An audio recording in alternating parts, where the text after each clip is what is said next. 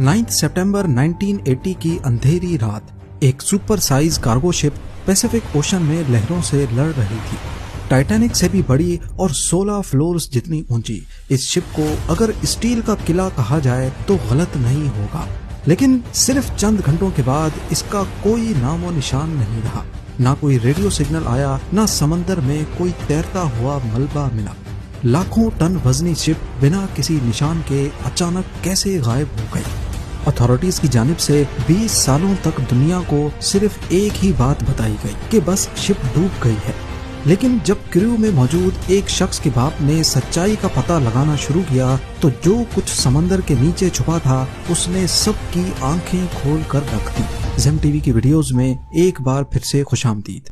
नाजरीन, 9 सितंबर 1980 की शाम पैसिफिक ओशन की गहरी लहरों को चीरता हुआ एक बेपनाह बड़ा कार्गो शिप MV डर्बिशर जापान की तरफ रवाना था, लेकिन उसी वक्त ईस्ट की तरफ से एक और मेहमान उसकी तरफ बढ़ रहा था, टाइफून ऑर्किड। एक तूफान जो हर घंटे के साथ और भी ज्यादा खतरनाक होता जा रहा था। MV डर्बिशर पिछले 8 हफ्तों से मुसलसल सफर कर रही थी। कनाडा की आयरन माइन से 1,50,000 टन लोहा उठाने के बाद अटलांटिक ओशन को पार किया, अफ्रीका के सदर्न किनारे से गुजरी और इंडियन ओशन की लहरों को छांटती हुई अब आखिरी मंजिल के करीब थी। शिप पर 42 तजर्बाकार लोग, जिसमें इंजीनियर्स, हेल्पर्स और एक्सपर्ट्स शामिल थे, अब बस अपने सफर के आखिरी चंद घंटे गिन रहे थे। लेकिन शायद किस्मत को कुछ और ही मंजूर था। शिप के कैप्टन जाफरी अंडरहिल, जिनको 20 साल का एक्सपीरियंस था, वो इस मिशन के जिम्मेदार थे। उनकी बीवी भी इंग्लैंड से जापान आ चुकी थी, लेकिन उनका मिलना अब सिर्फ एक ख्वाब बनकर रह जाएगा। कई दिनों से कैप्टन अंडरहिल वेदर रिपोर्ट्स पर भरोसा कर रहे थे। वो अपने कैरियर में ऐसे कई तूफान देख चुके थे। उन्हें यकीन था कि डर्बिशर टाइफून को आसानी से फेस कर सकती है। इस मकाम पर सेफ हार्बर भी काफी दूर था, लिहाजा तूफान से लड़ना ही आखिरी हल था। कैप्टन ने स्पीड कम की और शिप की डायरेक्शन लहरों की तरफ थोड़ी सी घुमा दी। तूफान के दौरान शिप्स आम तौर पर ऐसा ही करती हैं ताकि स्टेबिलिटी बरकरार रहे। साथ ही कैप्टन ने एक इमरजेंसी मैसेज भी सेंड किया, जिसमें उन्होंने हालात के बारे में आगाह किया और शिप की करंट लोकेशन भी भेज दी। पर तूफान का गुस्सा बढ़ता जा रहा था। लहरें 10 मीटर से भी ऊंची हो चुकी थीं, कुछ तो डर्बिशर के बराबर की लंबाई तक जा चुकी थीं। 1000 फीट लंबाई के साथ डर्बिशर टाइटैनिक से भी लंबी और चौड़ी थी और इसकी ऊंचाई 16 स्टोरी बिल्डिंग जितनी। ये कोई आम शिप नहीं, एक state of the art steel का किला था और इसको बनाया ही दुनिया के सबसे खौफनाक समंदर से टकराने के लिए था। और इसीलिए ही कैप्टन के लिए टाइफून ऑर्किड एक मामूल का हिस्सा लग रहा था। लेकिन समंदर की अंधेरी गहराइयों में कुछ ऐसा होने जा रहा था जो किसी ने कभी सोचा भी नहीं था। उसी रात 2 और बहरी जहाज भी इस टाइफून का मुकाबला कर रहे थे, लेकिन अगली सुबह वो दोनों जहाज तो सही सलामत पोर्ट तक पहुंच गए, लेकिन MV डर्बिशर का कोई अता पता ना चल सका। ये स्टील का किला अचानक कहीं गायब हो गया बिना किसी निशान के। आने वाले 20 सालों तक दुनिया को ये समझ ही नहीं आया कि आखिर उस रात क्या हुआ था। 9 सितंबर 1980 की शाम MV डर्बिशर ने आखिरी बार रेडियो मैसेज किया था। उसके बाद ना कोई डिस्ट्रेस कॉल, ना कोई फाइनल मैसेज, और फिर अगले 6 दिनों तक खामोशी का एक भयानक समा। शिप के ओनर्स ने भी उसे मिसिंग रिपोर्ट नहीं किया। शायद उन्हें यकीन था कि बस रेडियो कांटेक्ट टूट गया है और डर्बिशर फिर से समंदर के किनारे कहीं नजर आ जाएगी। लेकिन दिन गुजरते गए पर डर्बिशर की कोई खबर नहीं आई। 15 सितंबर को पहली दफा शिप की गुमशुदगी की फिक्र महसूस की गई। एक इंटरनेशनल सर्च मिशन लॉन्च किया गया। हेलीकॉप्टर्स, एयरप्लेन्स, नेवल शिप्स सब समंदर की छाती पर डर्बिशर के आखिरी कोऑर्डिनेट्स को अच्छी तरह छान मारते हैं, लेकिन इतने बड़े बहरी जहाज का एक टुकड़ा भी कहीं तैरता हुआ ना मिला। 6 दिनों के बाद सर्च ऑपरेशन बंद कर दिया जाता है। अथॉरिटीज ने ये कहकर मामला रफा दफा कर दिया कि बस समंदर ने उसे निगल लिया, और ये नतीजा फौरन बिना किसी इन्वेस्टिगेशन के निकाल लिया गया। जिस तेजी से सर्च ऑपरेशन और इन्वेस्टिगेशन खत्म हुई, उसी तेजी से न्यूज कवरेज भी। ایم وی ڈربشر کے کریو کی فیملیز نے کئی ریکویسٹ بھیجی، لیکن انہیں صرف اتنا بتایا گیا کہ انویسٹیگیشن کرنے جیسا کچھ ہے ہی نہیں۔ مرنے والوں کے خاندان سے یہ بات ہضم نہ ہوئی۔ ان کو ایسا لگ رہا تھا جیسے کوئی بات جان بوجھ کر چھپائی جا رہی ہو۔ ایم وی ڈربشر ایک اسٹیل کا عالمگیر جائنٹ برٹین کے مشہور سوان ہنٹر شپ یارڈ میں صرف 4 سال پہلے بنایا گیا تھا۔ ایک ایسی شپ جو 1.5 لاکھ ٹن سے زیادہ مال لے جا سکتی تھی اور جو 20 سال پہلے تک کی شپ سے 4 گنا زیادہ لوڈ اٹھا سکتی تھی۔ لیکن اس دفعہ بات صرف سائز کی ہی نہیں تھی، ڈیزائن بھی نیا تھا اور ڈربشر ایک OBO کیریئر تھی۔ یہ نئے زمانے کی ایک ایسی شپ تھی جو ایک سائیڈ سے آئل جبکہ دوسری سائیڈ پہ آئرن اور بھر کے لے جا سکتی تھی۔ اس کا سب سے بڑا فائدہ شپنگ کاسٹ کو کم کرنا تھا اور اسی وجہ سے یہ کبھی بھی خالی لوٹ کر نہیں جاتی تھی۔ اگر آئل چھوڑا تو واپس آئرن اور لے جاتی تھی، یعنی شپ ہمیشہ چلتی رہے گی اور کمپنی کو فائدہ دیتی رہے گی۔ ٹریڈیشنل شپس کے مقابلے میں ایم وی ڈربشر 30% تک زیادہ ریونیو بنا سکتی تھی۔ اس کا شمار برج کلاس کی شپس میں ہوتا تھا اور اس وقت ایسی صرف 6 ہی شپس پوری دنیا میں اویلیبل تھی۔ اسے برٹین کے سوان ہنٹر نامی شپ یارڈ نے بنایا تھا۔ اس وقت اس کمپنی کو کافی چیلنجز کا سامنا کرنا پڑ رہا تھا کیونکہ ان کا مقابلہ تھا جاپان اور ساؤتھ کورین شپ یارڈ سے جو وہی شپس زیادہ سستی اور زیادہ جلدی بنا رہے تھے۔ سوان ہنٹر جو کبھی دنیا کی شپ بلڈنگ انڈسٹری کا بے تاج بادشاہ ہوا کرتا تھا، اب جاپانیز اور ساؤتھ کورین کمپنیز کی وجہ سے کافی دباؤ کا شکار تھا۔ انہوں نے کاسٹ کٹنگ کرنا شروع کی اور شاید یہیں پر چھپا تھا ایم وی ڈربشر کے ڈوبنے کا راز۔ اس حادثے کے بعد کئی گھروں میں اندھیرا چھا گیا، لیکن ایک شخص ایسا تھا جس کے لیے یہ صرف ایک نقصان نہیں، ایک مشن بن گیا۔ پیٹر ریڈیارڈ اپنے جوان بیٹے کو ڈربشر میں کھو بیٹھا تھا، لیکن پیٹر صرف ایک باپ ہی نہیں بلکہ ایک ایکسپیرینسڈ شپ سرویئر تھا جس نے اپنی زندگی سمندر اور شپس کا تجزیہ کرنے میں گزاری تھی۔ جب پیٹر خود میدان میں اترا تو اس نے ایک حیران کر دینے والی حقیقت کا پردہ فاش کر دیا۔ 1982 میں ڈربشر کے غائب ہونے کے صرف 18 مہینوں کے بعد ٹائن برج نامی ایک اور برج کلاس شپ نارتھ سی کے طوفانوں سے لڑ رہی تھی اور اچانک شپ کے سپر اسٹرکچر کے آگے اسٹیل میں درار پڑنے لگی۔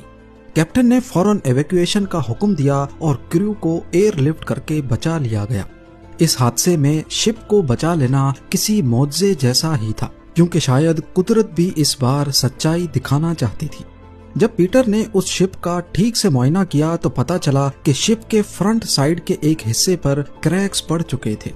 مزید کچھ ڈاکیومنٹس پڑھنے کے بعد ان کو معلوم پڑا کہ صرف یہی نہیں بلکہ ہر برج کلاس شپ میں کریکس ڈیولپ ہو چکے ہیں اور یہ کریکس صرف ایک ہی جگہ پر پڑ رہے ہیں، اور پھر یہ شپس چپکے سے ریپیئر کے لیے پورٹس میں بلائی جا رہی تھی۔ صرف اتنا ہی نہیں، پیٹر نے ایک اور حیرت انگیز چیز ڈھونڈ نکالی۔ یہ شپس اوریجنل ڈیزائن پلانز کے مطابق نہیں بنائی گئی تھی۔ کچھ حصے ایسے تھے جنہیں جلد بازی میں اوریجنل ڈیزائن سے ہٹ کر بنایا گیا تھا۔ پیٹر کے ہاتھ اب ایک ایسا ثبوت لگ چکا تھا جو شاید ایم وی ڈربشر کی انویسٹیگیشن کو دوبارہ کھول سکے۔ پیٹر نے یہ سارے ثبوت اکٹھے کیے اور ڈپارٹمنٹ آف ٹرانسپورٹیشن کو بھیج دیے، لیکن انہوں نے کوئی ایکشن لینے کے بجائے صرف اتنا کہا کہ ڈربشر کے ڈوبنے کی پراپر انویسٹیگیشن اب ہو چکی ہے اور نئی انکوائری کا کوئی پلان نہیں ہے۔ اتھارٹیز نے کان بند کر دیے لیکن مرنے والوں کی فیملیز نے زبان کھول لی۔ 1984 میں انہوں نے ڈربشر فیملی ایسوسی ایشن بنا لی جس کا صرف ایک ہی مقصد تھا کہ سچ سے پردہ اٹھا کر رہیں گے۔ نومبر 1986 میں ایک اور برج کلاس شپ جس کا نام کولون برج تھا، آئرلینڈ کے کوسٹ کے پاس سمندر میں ہی کریکس پڑنے کی وجہ سے گراؤنڈ ہو گئی۔ اٹلانٹک کے رف سمندر سے گزرتے وقت اس کا حل جو پہلے ہی کمزور ہو چکا تھا سمندر کے جھٹکوں کا سامنا نہیں کر سکا۔ کولون برج 6 میں سے آخری برج کلاس شپ تھی جس میں وہ خاص ریپیئر ورک نہیں ہوا تھا جو پیٹر نے دوسری شپس میں ڈھونڈا تھا۔ لیکن اب کی بار برٹش گورنمنٹ چپ نہیں بیٹھی اور دوبارہ سے ایک نئی انویسٹیگیشن کھولنے کا ارادہ کیا۔ پیٹر اور دوسری فیملیز کو امید کی ایک کرن دکھائی دی۔ اگلے 6 مہینوں تک مختلف ایکسپرٹس نے اس انویسٹیگیشن میں اپنی اپنی رائے دی. کسی نے ڈیزائن پر دوش دیا تو کسی نے سمندر کو. لیکن اس انویسٹیگیشن میں پیٹر کے تمام ایویڈنس پر کوئی دھیان نہیں دیا گیا. اس کے ثبوت جو ڈائریکٹلی اسٹرکچرل فیلئر کی طرف اشارہ کرتے تھے ان کو بڑی چالاکی سے دبا دیا گیا. انویسٹیگیشن رپورٹ میں بتایا گیا کہ ایم وی ڈربشر اور برج کلاس کی شپس میں کوئی اسٹرکچرل فیلئر کے ثبوت نہیں ملے. ڈربشر بس ایک اور شپ تھی جو سمندر کی لہروں کا شکار بن گئی. فیملیز جو پچھلے کئی سالوں سے یہ لڑائی لڑ رہی تھیں ان کے لیے یہ رپورٹ کسی تماچے سے کم نہیں تھی. دوسری انویسٹیگیشن کے بعد اب فیملیز کا حوصلہ ٹوٹ رہا تھا. ان کا صرف یہی کہنا تھا کہ ڈربشر کا راز سمندر نہیں بلکہ سسٹم میں چھپا ہے. لیکن ان فیملیز نے کبھی ہمت نہیں ہاری. 1994 میں انٹرنیشنل ٹرانسپورٹ ورکرز فیڈریشن کے ساتھ مل کر ایک پرائیویٹ انویسٹیگیشن ٹیم بنائی گئی. سب نے مل کر اس مشن کا خرچہ برداشت کیا اور ایم وی ڈربشر کو 14 سالوں کے بعد سمندر میں تلاش کرنے کا پلان بنایا گیا. حیرت انگیز طور پہ صرف 23 گھنٹوں کے اندر اندر سطح سمندر سے 4 کلومیٹر نیچے ڈربشر کو 1 پیس میں ڈھونڈ لیا گیا. یہ واقعی ایک بہت بڑی کامیابی تھی. لیکن اس گتھی کو سلجھانے کے لیے سمندر کے اندر شپ کے ایک ایک حصے کی فوٹو لی گئی اور اگلے 6 سالوں تک انویسٹیگیشن چلتی رہی. 6 سالوں بعد انویسٹیگیشن رپورٹ میں ساری حقیقت کھل کر سامنے آ گئی. معلوم پڑا کہ شپ کے سب سے آگے ایک اسٹور بنا ہوتا ہے جسے بوسن اسٹور کہتے ہیں. اس اسٹور میں ڈیک مینٹیننس کا امپورٹنٹ سامان رکھا ہوتا ہے جیسے رسیاں، ٹولز، چین وغیرہ. اس رات طوفان میں جب ایم وی ڈربشر لہروں میں جھول رہی تھی تو بوسون اسٹور کا دروازہ جو اوریجنل ڈیزائن کی طرح بنایا نہیں گیا تھا اچانک ٹوٹ گیا اور اس میں پانی بھرنے لگا. ہزاروں گیلن پانی بوسون اسٹور میں بھرنے کی وجہ سے شپ کا اگلا حصہ بھاری ہو گیا اور بو مزید پانی کے اندر چلا گیا.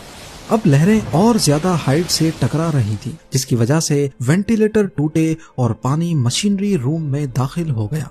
ڈربشر کا بو اور زیادہ جھک گیا اور پھر ایک بڑی لہر میں ٹینس کوٹ جتنا بڑا کنٹینر جہاں آئرن اور رکھا گیا تھا اس کا ہیچ کور بھی ٹوٹ گیا.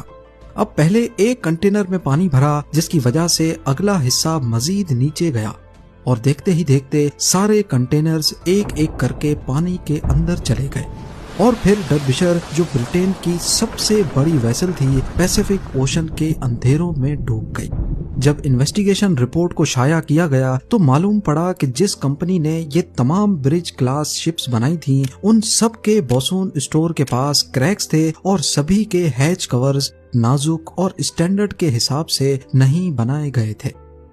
شروعات میں فیملیز کا خیال تھا کہ شاید شپ میں کوئی اسٹرکچرل فیلئر تھا لیکن انویسٹیگیشن میں پتا چلا کہ کوئی میجر ڈیزائن فالٹ نہیں بلکہ چھوٹی چھوٹی کوتاہیوں کی وجہ سے ایک مہان اسٹیل کا قلعہ ڈوب گیا. 1970s کے دوران ہر سال کئی شپس ڈوب جاتی تھی. اتھارٹیز کے لیے یہ ایک نارمل بات اور نمبر گیم رہ گیا تھا. لیکن ڈربشر کی فیملیز نے اپنی پرائیویٹ انویسٹیگیشن کر کے شپنگ انڈسٹری کو ایکسپوز کر دیا. اس کے بعد نئے شپ ڈیزائنز آئے، رولز اور زیادہ سخت ہوئے اور سیفٹی انسپیکشنز پر دھیان دیا جانے لگا. انہوں نے صرف ایک جہاز نہیں ڈھونڈا بلکہ پوری انڈسٹری کو بدلنے پر مجبور کر دیا. آج بھی شپنگ انڈسٹری کے کئی رولز ایسے ہیں جنہیں ایم وی ڈربشر کی وجہ سے بنایا گیا تھا جو خود پیسیفک اوشن میں 4 کلومیٹر نیچے اوشن فلور پر خاموشی سے پڑی ہے. امید ہے زین ٹی وی کی یہ ویڈیو بھی آپ لوگ بھرپور لائک اور شیئر کریں گے. آپ لوگوں کے پیار بھرے کامنٹس کا بے حد شکریہ. ملتے ہیں اگلی شاندار ویڈیو میں.